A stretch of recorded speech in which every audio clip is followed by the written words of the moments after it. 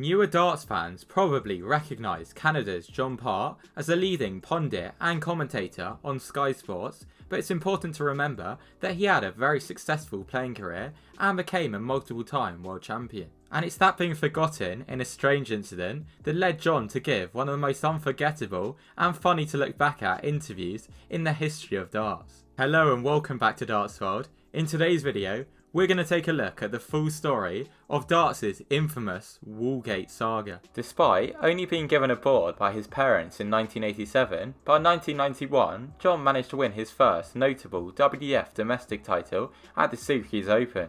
2 years later, he was one half of the WDF World Cup pairs winning team, but he was still relatively unknown in 1994 when in the first BDO World Championship since the split, he managed to whitewash Bobby George in the final to become the first non-UK world champion.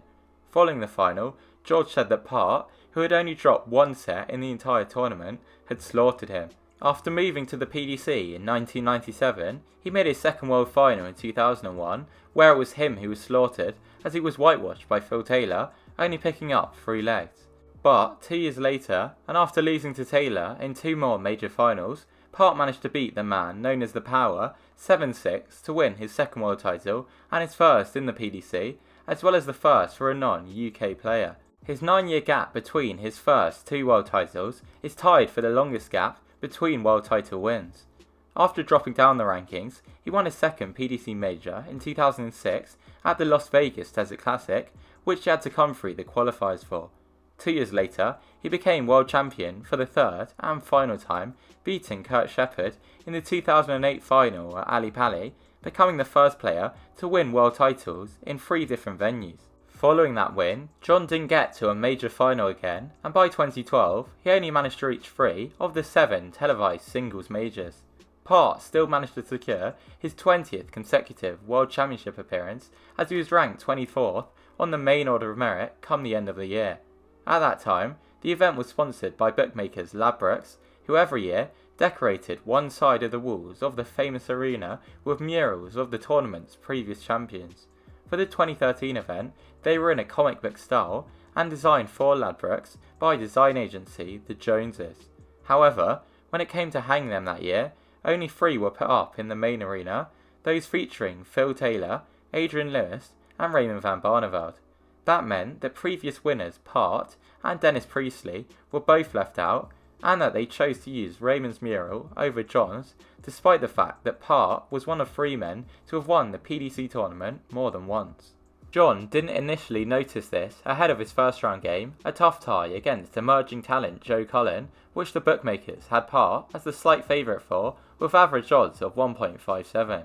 He managed to win the first set 3-1, second set 3-2, and set 3 3-1 with a 108 checkout to get the win and move through to round 2. Part also had another 108 checkout as well as a 127 in a game where he had a great finishing percentage of 56 but averaged just under 90. Part explained to Dutch TV how he only noticed the murals during his game and how it annoyed him. Well, I don't like to find out about it when I'm in the middle of a match and I look around and I'm thinking, what the hell's that? That's not right. I should know what's, it's just disrespectful. Doesn't make you feel good.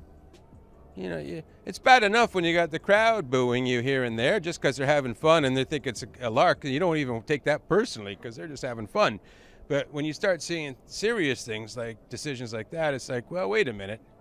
Who made that decision? Because that's a pretty big slap in the face.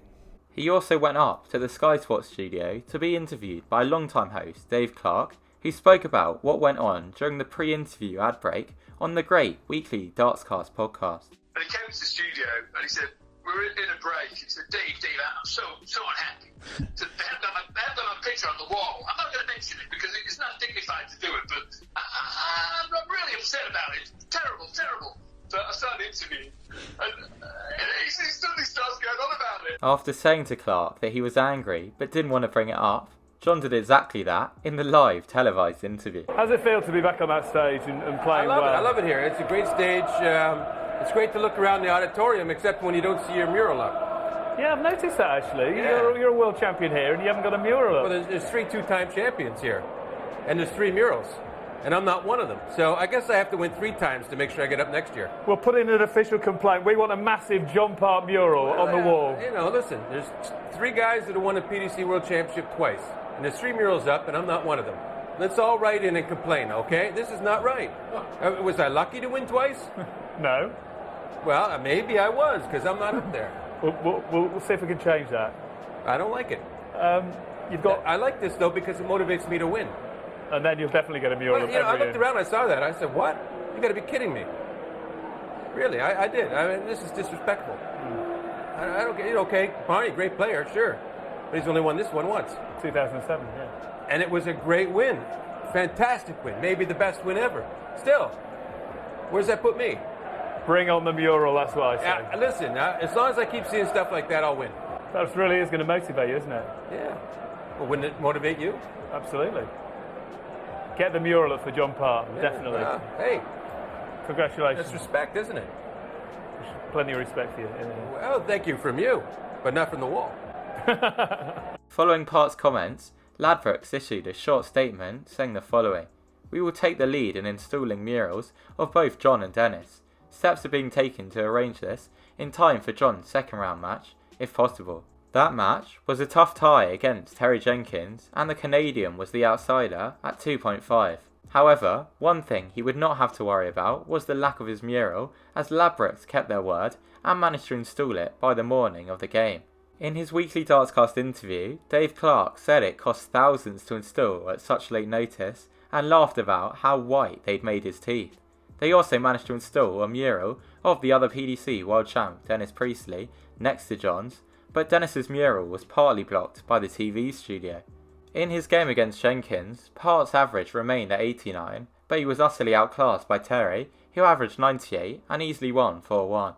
John qualified for his 21st and penultimate World Championship, the 2014 event, and during the arena setup, PDC Chief Exec Matt Porter tweeted joking that they had no mural problems that year, showing how they'd included all 5 champs, this time with the 3 two-time world champs displayed together on the right hand side. Again though, Dennis's one was slightly hidden. Part ended up losing in the second round that year to Wes Newton, and made his final Ali Pali appearance a year later when he lost in a deciding set in the first round against Keegan Brown. As far as I'm aware, since the 2013 incident, Part has had a mural every year. It even helped him during the 2020 tournament when he forgot to take his pass to get into the commentary box and was blocked by a security guard who Part simply went to show the mural. John joked about that, saying the following: "Thank you to the wall, but not from the man." And darts isn't the only indoor sport to have a WALLGATE scandal. Snooker did too back in 2019, where a sign in the World Championship venue featured 12 different players, but not the reigning and defending world champion, Wales's Mark Williams. Now, I want you to let me know your thoughts on the incident in the comment section down below. Was John right to call it out?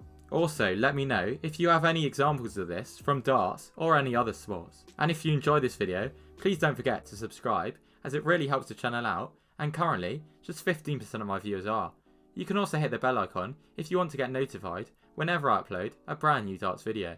Please also leave a like if you find this video interesting.